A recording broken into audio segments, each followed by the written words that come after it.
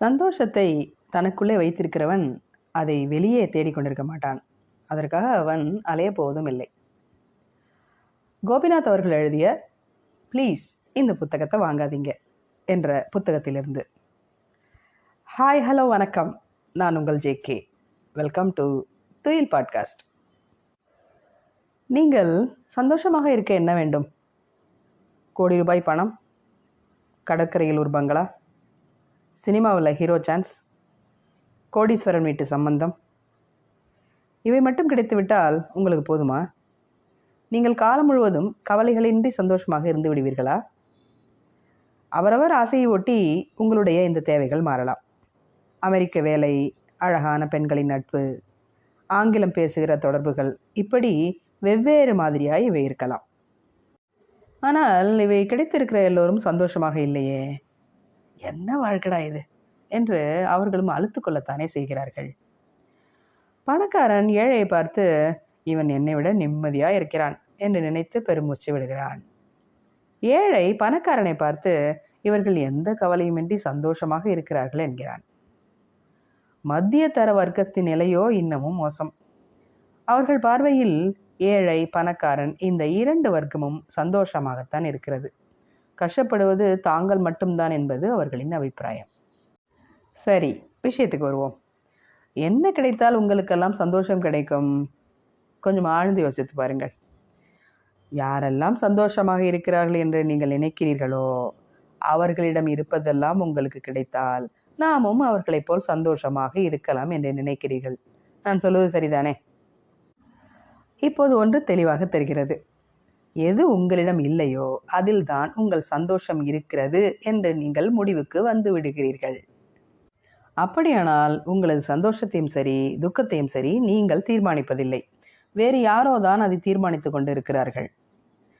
உங்கள் வாழ்க்கையின் இரண்டு முக்கியமான உணர்வுகளையும் யாரோ ஒருவரின் கட்டுப்பாட்டில் விட்டுவிட்டு அப்படி என்னதான் வாழ்கிறீர்களோ தெரியவில்லை. சந்தோஷம் எதில் தான் இருக்கிறது? ரொம்ப சுலபம். சந்தோஷமாக இருக்க வேண்டும் என்ற உங்கள் எண்ணத்தில் தான் அது இருக்கிறது. எந்த ஒரு விஷயத்திலும் ஒரு பிரச்சனையை பார்க்க தெரிந்த உங்களுக்கு அதில் நிறைந்திருக்கும் சந்தோஷத்தை மட்டும் பார்க்க முடிவதில்லையே. அது ஏன்? காரணம், அது உங்களிடம் ஒரு பழக்கமாக இருக்கிறது. எனது நண்பன் ஒருவன் எல்லோரும் சோகமாக ஒரு சினிமாவை பார்த்து கொண்டிருக்கிற போது அவன் மட்டும் அதில் இருக்கிற சினிமாத்தனத்தை பார்த்து சிரித்து கொண்டிருப்பான். சந்தோஷமாக இருக்க வேண்டும் என்று ஒருவர் நினைப்பது ஒன்றும் பேராசை இல்லை. அடுத்தவரின் நிம்மதியை கெடுத்து ஆனந்தம் அடைய வேண்டும் என்று அவர் நினைத்தால்தான் தவறு. கவலைப்படுவதற்கான காரணிகளை தேடி தேடி கவலைப்பட்டு கொண்டிருக்கின்ற நீங்கள்தான் அங்கிருக்கும் சந்தோஷத்திற்கான வெளியை மறைத்து கொண்டிருக்கிறீர்கள். நீங்கள் சந்தோஷமாக இருப்பது என்று முடிவெடுத்த பிறகு யாரால் அதை தடுக்க முடியும்? உங்கள் மனது உங்களுக்குள்ளே தான் இருக்கிறது. உங்கள் சந்தோஷம் அடுத்தவர்கள் வசம் இருக்கும்போது தான் அது சாத்தியமில்லை. பல நேரங்களில் நம் மகிழ்ச்சி அடுத்தவரிடம் தானே இருக்கிறது. எதிர் வீட்டுக்காரன் வீழ்ந்தால் மகிழ்ச்சி. நாம் வாழ்ந்தால் வரும் மகிழ்ச்சியை விட அவன் வீழ்ந்தால் நாம் அடையும் மகிழ்ச்சி தானே நம்மிடம் அதிகமாக இருக்கிறது. சந்தோஷத்தை தனக்குள்ளே வைத்திருக்கிறவன் அதை வெளியே தேடிக்கொண்டிருக்க மாட்டான். அதற்காக அவன் அலைய போவதும் இல்லை. வானம், நட்சத்திரம், பக்கத்து வீட்டு குழந்தை, கும்மிருட்டு, பசி, இப்படி இந்த பிரபஞ்சத்துக்குள்ளிருக்கும் எல்லாமே அவனை பொறுத்தவரையில் சந்தோஷத்துக்குரியவைதான். இப்படி நினைப்பது ஞானிகளுக்கு மட்டுமே சாத்தியம் என்று என்னுடன் சண்டைக்கு வராமல் உங்கள் மனதுடன் மல்லுக்கு நில்லாமல் சிறிது யோசித்து பாருங்கள். என் சீனியர் ஒருவர் இருக்கிறார். அவரது 2 சக்கர வாகனத்தை யார் கேட்டாலும் கொடுத்து விடுவார். இரவு 10 மணிக்கு மேல் தன் வேலைகளை எல்லாம் முடித்துவிட்டு 7 கிலோமீட்டர் தொலைவில் இருக்கும் தன் வீடு வரை நடந்தே போவார். ஏன் சார் உங்கள் வண்டியை ஓசி கொடுத்துட்டு இப்படி கஷ்டப்பட்டு நடந்து போகணும்னு கேட்டால் இதை யார் கஷ்டம்னு சொன்னா என்று சிரிப்பார். நீங்கள் கடைசியாக காலார நடந்து போனது எப்போது என்று எங்களை பார்த்து கேட்பார். இரவில் அந்த அமைதியான சூழலில் ஒய்யாரமாக நடந்து போகிற சுகமே தனி. இந்த அரிய வாய்ப்பை எனக்கு வழங்கியது எனது வண்டியை ஓசி வாங்கி கொண்டு போன அந்த நண்பர் தான் என்பார். உங்களால் இந்த அளவுக்கு முடியாவிட்டாலும் எல்லாவற்றுக்குள்ளும் கவனித்து பார்த்தால் சந்தோஷம் இருப்பதை நீங்களும் கண்டுகொள்ளலாம். சந்தோஷம் உங்களுக்குள் இல்லாமல் போவதால் அதை நீங்கள் வெளியே எங்கெல்லாமோ தேடிக்கொண்டு திரிவதால் தான் யாரெல்லாமோ உங்கள் மகிழ்வை தீர்மானிப்பவர்களாக ஆகிவிடுகிறார்கள். அவர்கள் எளிதில் உங்கள் மகிழ்ச்சியை கெடுத்து விடுகிறார்கள்.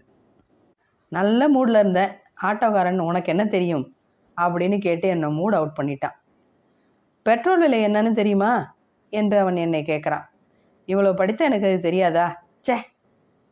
எந்த வகையிலும் நம்மோடு நேரடி தொடர்பு இல்லாத இந்த ஆட்டோக்காரர் மட்டுமில்லை, செய்தித்தாளில் வந்த ஒரு செய்தி, உங்கள் அவசரம் புரியாமல் ஃபோனில் உங்களை வெறுப்பேற்றிய உங்கள் நண்பர்கள், டிஃபன் பாக்ஸில் இருக்கிற உப்புமா, இப்படி எத்தனையோ விஷயங்கள் உங்கள் சந்தோஷத்தை மிகவும் சுலபமாக தட்டி பறித்து விடுகின்றன.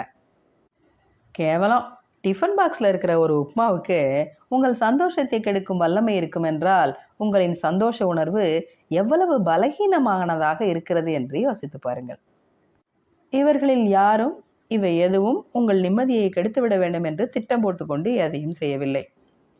உங்கள் சந்தோஷ சிந்தனை அவ்வளவு பலமில்லாமல் இருக்கிறது, அவ்வளவுதான். ஆட்டோக்காரரிடம் உங்களுக்கு பெட்ரோல் விலை தெரியும் என்பதை நிரூபிப்பதன் மூலமா உங்கள் அறிவுத்திறனை இந்த உலகத்திடம் நீங்கள் மெய்ப்பிக்கப் போகிறீர்கள்? இல்லையே. பிறகு ஏன் உங்களுக்கு அவர் மேல் இவ்வளவு எரிச்சல்? இதோ அந்த ஆட்டோக்காரர் அடுத்த சவாரியை ஏற்றிக்கொண்டு தன் வேலையை தொடங்கிவிட்டாரே. இங்கே உங்கள் சந்தோஷத்தை கெடுத்தது அந்த ஆட்டோக்காரரா, இல்லை இன்னமும் அதை பற்றியே புலம்பிக் கொண்டு உங்கள் சந்தோஷத்தை தொலைத்து கொண்டு மற்றவர்களின் நிம்மதிக்கும் வெடி வைத்து கொண்டிருக்கும் நீங்களா? உலகின் மிகச்சிறந்த கணித மேதை ஐன்ஸ்டீன் டிராமில் ஒரு நாள் பயணம் செய்து கொண்டிருந்த போது கண்டக்டர் தன்னிடம் கொடுத்த மீதி சில்லறை எண்ணி பார்த்துவிட்டு சில்லறை குறைவாக இருக்கிறது என்றாராம். உடனே கண்டக்டர், உங்களுக்கு சரியா என்ன தெரியாது அப்படின்னு நினைக்கிறேன், ஒழுங்கா என்னங்க என்றாராம். யாரை பார்த்து என்ன தெரியாது என்கிறாய்? நான் உலகின் மிக சிறந்த கணித மேதை தெரியுமா என்று அவரிடம் ஐன்ஸ்டீன் சண்டைக்கு போகவில்லை, மனதுக்குள் சிரித்து கொண்டே மறுபடியும் அதை எண்ணினாராம். அந்த கண்டக்டர் அப்படி சொன்ன சமயத்தில் எனக்கு அடங்க மாட்டாத சிரிப்பு தான் வந்தது என்று அந்த சம்பவத்தை பற்றி அடிக்கடி தன் நண்பர்களிடம் மிகவும் சிலாகித்து சொல்லுவாராம் ஐன்ஸ்டீன். ஐன்ஸ்டீன் இருந்த இடத்தில் நாம் இருந்திருந்தால், நான் +2 கணக்கில் எவ்வளோ மார்க் தெரியுமா என்று ஆரம்பித்து ஏதேதோ பேசியிருப்போம். ஆட்டோக்காரரிடம் உங்கள் அறிவாளித்தனத்தை நிரூபிக்க அவருடன் மல்லுக்கு நிற்பதை விட உங்கள் சந்தோஷம் உங்களுக்கு முக்கியமாகப்படவில்லையா? ஏன் இப்படி தேடி தேடி கவலையை அனுபவிக்க நீங்கள் உங்கள் சக்தியை செலவிடுகிறீர்கள்? காரணம், உங்கள் சந்தோஷத்தை நீங்கள் தீர்மானிப்பதில்லை. அதுதான் நிதர்சனமான உண்மை. ஒரு நாள் இப்படி செய்து பாருங்களேன். நான் இன்று முழுவதும் சந்தோஷமாக இருக்கப் போகிறேன் என்று முடிவெடுத்துக் கொள்ளுங்கள். நான் அப்படி சந்தோஷமாக இருக்க வேண்டுமென்றால் அதற்கு என்னிடம் நிறைய பணம் இருக்க வேண்டுமே. அதை என் அப்பாவிடம் முதல் நாள் இரவே வாங்கி வைத்துக் கொள்ளவா என்று கேட்கிறீர்களா? சந்தோஷ எண்ணத்துடன் சந்தோஷமாக இருக்கும் உளவியல் பயிற்சி இது. இதற்கு உங்களிடம் பணம் இருக்க வேண்டும் என்றெல்லாம் அவசியமில்லை. அப்படி முடிவெடுக்கிற நாளில் காலையிலிருந்தே மலர்ச்சியாக இருங்கள். உங்கள் காஃபியை அனுபவித்து குடியுங்கள். கல்லூரியோ அலுவலகமோ உற்சாகமாக எல்லோருக்கும் சிரித்த முகத்தோடு ஹாய் சொல்லுங்கள். ஹவ் ஆர் யூ என்று கேட்பவர்களிடம் ஏதோ இருக்கேன் என்று விட்டேத்தியாக சொல்லாமல் நன்றாக இருக்கிறேன் என்று சந்தோஷமாக சொல்லுங்கள். மதிய உணவை நண்பர்களோடு பேசி சிரித்தபடி சாப்பிடுங்கள். மாலைக்குள் உங்களை சுற்றியுள்ள நிறைய பேர் சந்தோஷமாக இருப்பதை உங்களால் பார்க்க முடியும்.